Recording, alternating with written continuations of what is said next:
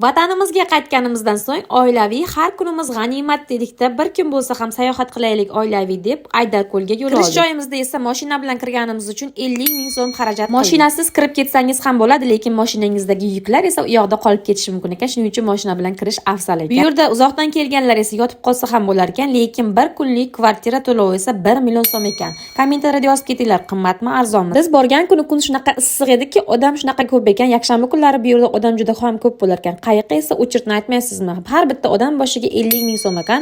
Yosh u qari farqi yo'q. Biz mana shunaqa oilaviy chiqqanimiz uchun bitta qayiqni o'zimiz отдельно zakaz qildik. Bu yerga kelganlarga tavsiya qilaman, o'zingiz bilan produkt olib keling, chunki bu yerda hali magazinlar rivojlanmagan ekan. Choyxonalari ham, barlar ham yo'q ekan. Shuning uchun o'zimiz bilan yaxshiyamki narsalar olib kelgandik, mazza qilib ovqatlanib oldik va bolalarimiz har xasha qildi. Aprel oyi bo'lsa ham, lekin mayli, keldik, bolalar bir marta mazza qilib cho'milsin deb va nihoyat kiyimlarini yechib suvga qo'yib yubordik. Bolalarning xursandligini qaranglar.